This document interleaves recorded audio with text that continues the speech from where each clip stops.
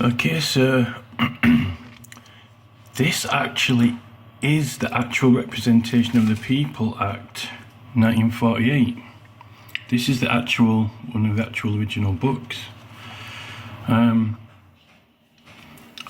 Representation of the People Act 1948.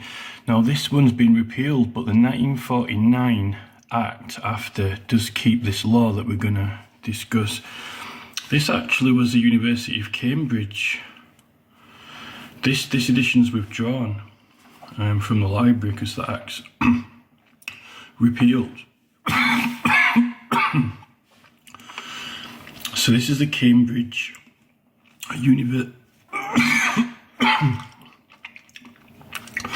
There's a Cambridge University mark on it.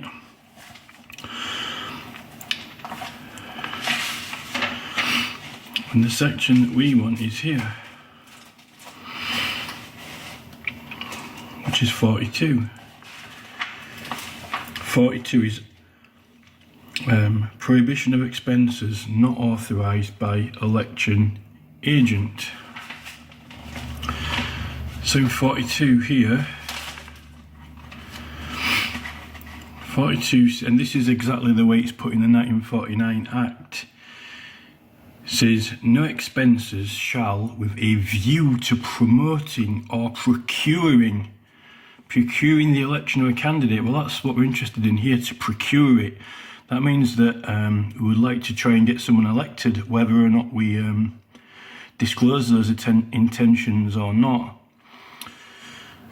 of a candidate at a parliamentary or local government election to be incurred by any person other than the candidate, his election agent, and persons authorised in writing by the election agent on account of holding public meetings or organising any public display, right? So that's just displays to show, put them on display, right? And then it says or, so it doesn't have to be and B and C. On that merit alone of organising a display in public, which is going to help towards procuring someone's seat, if it's not paid for by the election agent, it's illegal. So it's not an and word here, it's an or. And then we've got of issuing advertisement circulars or publications, right? And then we've got C, or, so this is other, it can be any of these by themselves.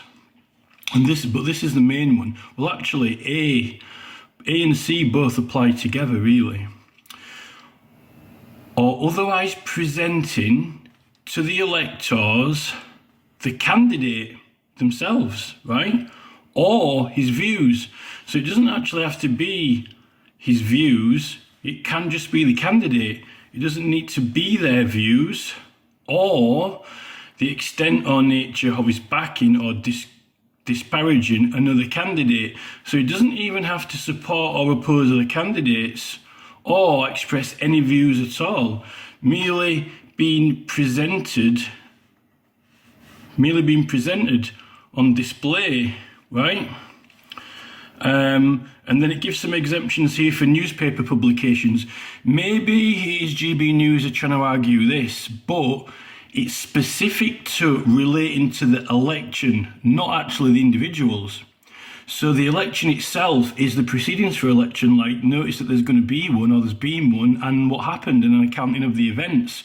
The candidate themselves and the party are not the election, because that's the processes of the elections which the newspapers or periodicals can report on. Maybe Jacob Rees-Mogg believes that State of the Nation's a periodical, but not when it's on every week. It's not just like a random press publication, you know, that, oh, there happens to be a by-election on. Or not even that. When he's going to be competing in the election, the candidate, and it's going to help to procure.